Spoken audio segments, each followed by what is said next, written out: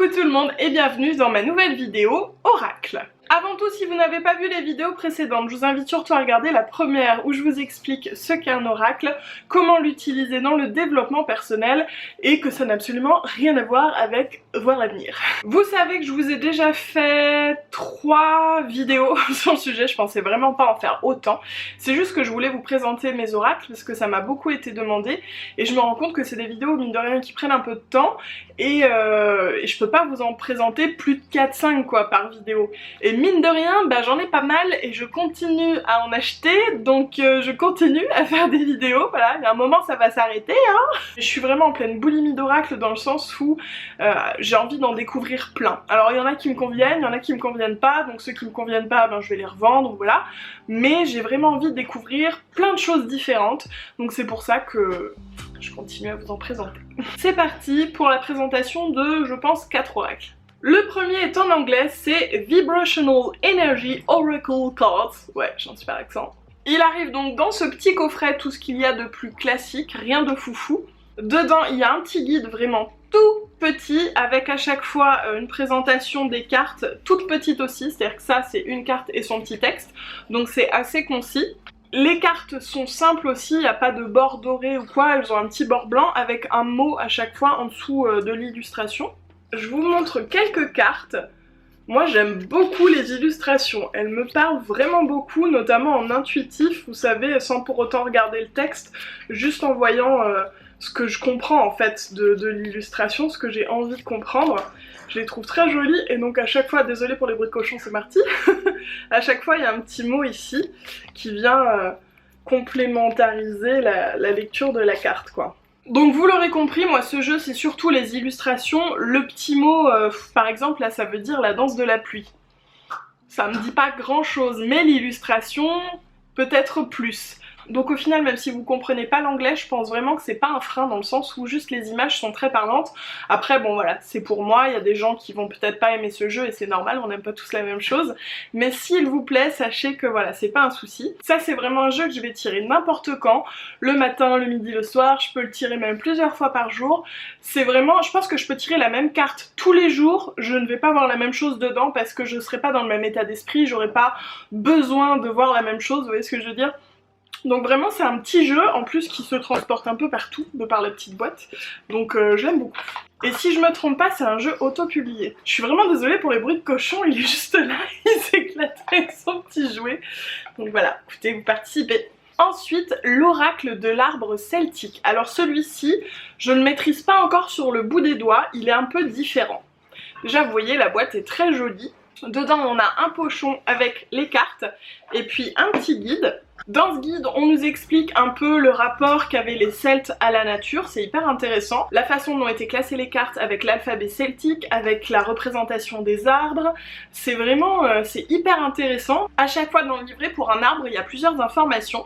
On vous dit par exemple quels sont les totems, les animaux totems. Là par exemple, j'ai pris le sureau au hasard, c'est les grues, les cigognes, l'ibis et la corneille. Les divinités guides associées, il y a Thoth, Math, Hécate, la déesse sous sa forme d'aïeul. Il y a les lettres, la classe, c'est un arbuste, sa lunaison, il y a beaucoup d'informations. Ensuite on a des mots-clés, donc principalement moi quand je tire une carte, je lis les mots-clés et ça me donne l'information que j'ai besoin d'avoir. Il y a un petit paragraphe sur le sureau pour les Celtes, comment il était vu, et puis ensuite on vous explique tout un paragraphe avec l'interprétation. Pour le coup, ces cartes pour moi ne fonctionnent pas du tout en intuitif, vous allez voir pourquoi. Il y a vraiment à chaque fois un arbre et son nom, voilà. Oui alors la mer c'est pas un arbre, me demandez pas pourquoi mais elle est là. Et donc bah non, moi ça fonctionne pas en intuitif, je vois une feuille, une fleur, voilà c'est joli mais ça me dit rien du tout. Donc j'ai choisi ces cartes parce que c'est une connexion à la nature que j'aime beaucoup et pour le coup je ne pourrais pas m'en servir sans le livret. Il n'y a que 25 cartes si je me trompe pas, donc c'est le plus petit jeu d'oracle que j'ai en termes de quantité. Alors assez étonnamment, avec cet oracle, j'ai fait un tirage à 3 cartes qui fonctionnait très bien. Je m'attendais pas à ce qu'il résonne autant en moi, dans le sens où voilà, les cartes ont beau être très jolies, ne me parlent pas du tout. Donc finalement, quand je tire une carte, je vais pas chercher à l'interpréter, vous aurez compris, mais je regarde la feuille, j'imagine l'arbre, parfois même je google l'arbre pour voir vraiment comment il est, et puis voilà, je pense à l'arbre, et si je le revois dans la journée, ben ça me fait plaisir, je repense à la carte, je m'en sers comme ça, comme une petite connexion à la nature, et j'avoue que je pensais pas l'aimer autant cet oracle, comme quoi. Le troisième, c'est un oracle d'Alana Fairchild, alors j'adore. Voilà, je vous avais présenté... Lesquels je vous avais présenté? Je me souviens plus. L'oracle de Rumi. Est-ce que j'en avais un autre? Je sais plus. Bref, j'adore Alana Fairchild. J'ai commencé à collectionner ces oracles, je vais pas pouvoir tous vous les présenter là. Très souvent, les cartes me plaisent beaucoup, mais c'est vraiment les textes, c'est sa façon d'écrire qui me touche vraiment. Et c'est pour ça que, bah, voilà, j'en ai plusieurs maintenant. Celui que je vous présente là, c'est donc l'oracle des rebelles sacrés. J'en avais beaucoup entendu parler, mais je sais pas, visuellement ça m'attirait pas. Et puis je sais pas, j'ai senti comme un déblocage de mon rapport aux oracles il y a de ça peut-être un petit mois. Avant, l'image comptait à 100%, et maintenant c'est plus le cas. Le texte compte vraiment aussi beaucoup quand... quand j'en ai l'utilité. Mon petit chien! Qu'est-ce que tu veux? Il veut que je m'occupe de lui. Oh Mimi! Tu peux me laisser finir la vidéo, après je m'occupe de toi, promis. Miaou. Mais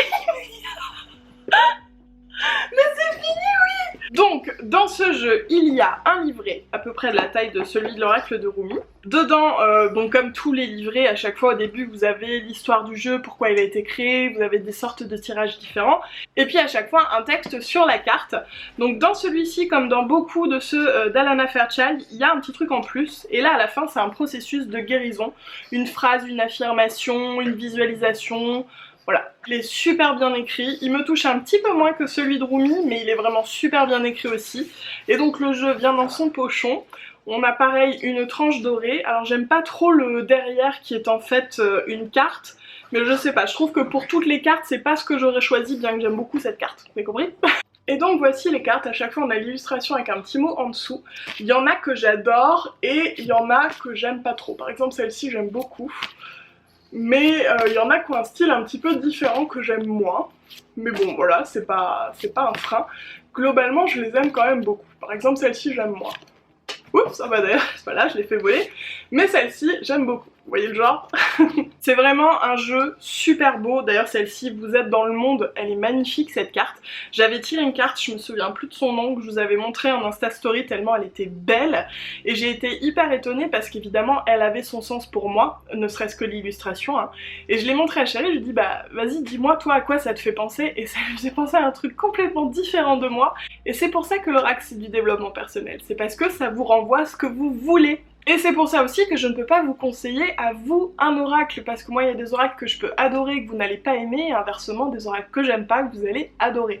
Donc il faut regarder des revues sur internet, aller chez Cultura, ils en ont pas mal, et puis voilà, regarder les cartes, et si vous pouvez lire un peu dans le livret, je sais que les revues de Claire de la Lune sur YouTube sont vraiment intéressantes pour ça, parce que voilà, elle explique un peu le livret, elle lit quelques pages, elle montre toutes les cartes, donc moi je me sers beaucoup de ça. L'oracle des rebelles sacrés, pour moi, c'est comme l'oracle de Rumi, c'est un jeu que j'utilise pas tous les jours, c'est un jeu qui résonne beaucoup en moi dans le sens où à chaque fois que je tire une carte, je la garde souvent plusieurs jours sur mon bureau, ou voilà, simplement pour bien l'absorber, son message et tout, parce que souvent c'est pas juste un petit message pour la matinée quoi. J'ai vraiment besoin de prendre mon temps avec ces cartes là, avec ces messages là, c'est vraiment un jeu que j'adore. Ensuite, 3 jeux que je présente ensemble comme un parce qu'ils sont très similaires. Ce sont les jeux de Mario Duguay. Donc c'est des cartes très longues avec une illustration et un texte en dessous. Il n'y a pas de livret, il n'y en a pas besoin vu qu'il y a le texte sous l'image. C'est des illustrations très lumineuses. C'est un peintre qui fait des choses très lumineuses. Il s'agit de messages de lumière, messages de vie et messages d'éveil. Beaucoup de messages. J'ai commencé par avoir messages de lumière, ensuite messages de vie et message d'éveil. Je les ai pris tous les 3 parce que j'adore ces cartes. Je les avais vues au début où je me renseignais un peu sur les oracles et je m'étais dit oh là là c'est kitsch, ça me plaît pas. Vous allez voir les cartes après. Et alors je sais pas pourquoi, je me suis dit vas-y lance-toi, essaye un. Et en fait ça me touche beaucoup, ça me parle beaucoup ces illustrations très lumineuses. Alors il y en a plus que d'autres, mais à chaque fois en plus le message est d'une beauté, il fait du bien, enfin c'est des cartes bonheur quoi. Donc bah voilà, je me suis mis à les collectionner, hein, toujours dans la modération. Il y a d'ailleurs un autre jeu que j'ai de lui mais qui est différent, je vous en reparlerai dans une autre vidéo. Je vais vous montrer les cartes, mais avant ça je tiens à vous prévenir, dans ces jeux il y a beaucoup d'allusions à Dieu, parce que je pense qu'il est catholique, Mario Duguay il me semble. Alors moi ça ne me freine pas dans le sens où quand je lis le mot Dieu, je pourrais tout aussi bien lire le mot nature, le mot vie, énergie, destin, enfin ce que vous voulez. Je sais pas si c'est clair, enfin ça ne m'arrête pas là. Moi je pratique ni ne crois en aucune religion, mais voilà, je respecte tout à fait et ça ne m'empêche pas d'adorer ces cartes. Donc après je peux comprendre que ça en rebute certains, mais moi pour le coup ça ne me gêne pas du tout. Donc je vais vous montrer quelques cartes des 3 jeux et vous allez voir qu'elles pourraient toutes être dans le même tellement les illustrations sont les mêmes. Il y a beaucoup d'anges, de fées, voilà, c'est un peu barré, mais je sais pas, ça marche pour moi, voilà. Elles sont dans les deux sens comme ça et comme ça. Comme je vous disais à chaque fois, le texte et donc l'illustration, c'est très coloré. Hop, on repart dans l'autre sens. Et c'est très lumineux. Et je sais pas expliquer pourquoi ces cartes marchent bien avec moi. Mais écoutez, je pensais pas, hein, je pensais vraiment pas, j'ai essayé en me disant bon, on va voir. Typiquement celle-ci j'aime beaucoup. Celle où il y a des anges, elle me parle un peu moins parce que voilà, c'est pas quelque chose qui me touche particulièrement. Mais la plupart, je les aime vraiment beaucoup. Donc ça c'était le jeu Message de lumière. Celui-ci il est censé rapprocher de la divinité de votre être, donc vous rapprochez de vous-même, hein, mais vous voyez le mot divinité, bon. Ces messages de lumière apportent réconfort en vous aidant à la compréhension par la magie de l'image et la pensée clé. Et donc ensuite je vais vous montrer message de vie. Celui-ci c'est un message idéal pour vous dans l'instant présent. C'est un guide vers la carte parfaite qui vous conduira vers de nouvelles prises de conscience selon votre rythme évolutif personnel. Donc là c'est plutôt du développement personnel finalement, hein, ce qu'il est en train de nous dire. Et le message de lumière, c'est plus voilà, un petit message positif, un petit coup de bonheur. Dans message de vie, donc on a la même présentation et vous voyez que les illustrations pourraient tout à fait être dans l'autre jeu, hein, il n'y a pas de différence. Vraiment, si ce n'est qu'il y a peut-être un peu moins d'anges dans celui-ci, il y a un peu moins de Dieu, on va dire. Mais voilà, je les aime vraiment beaucoup aussi. Et le dernier c'est message d'éveil, il y a écrit exactement la même chose que pour message de vie derrière, donc voilà, comme ça c'est fait. Dans ce jeu là, je trouve qu'il y a plus de cartes en rapport avec l'astronomie, le ciel, les étoiles et tout. Donc toujours la même présentation, hein. Dans ce jeu là il y a un mélange d'illustrations comme je vous disais, un peu d'astronomie et tout, et des autres, voilà, assez classiques, mais on a quand même un peu l'astronomie ici. Et je crois finalement que ce sont celles que je préfère, celles qui me parlent le plus et qui parlent le moins de Dieu, voilà. Mon chat. Marty veut que je m'occupe de lui.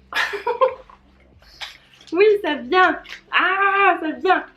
Bon, on va s'arrêter là, hein, puisqu'il faut que j'aille m'occuper de mon petit Marty. On se donne rendez-vous dans une prochaine vidéo pour de nouveaux oracles. J'espère que ces vidéos vous plaisent. Dites-moi ce que vous pensez des oracles, dites-moi si vous avez craqué, si vous avez testé. Dites-moi tout ça, ça m'intéresse vachement. Toujours dans le respect et le non-jugement, n'est-ce pas? L'ouverture d'esprit, c'est la clé. J'espère que vous avez passé un bon moment en tout cas avec moi et le petit Marty. N'hésitez pas à laisser un petit pouce en l'air, un commentaire et à vous abonner à ma chaîne, ça nous fait super plaisir. Et puis on vous fait des gros bisous en attendant la prochaine vidéo. Tu fais un bisou Marty? Mouah. Mouah.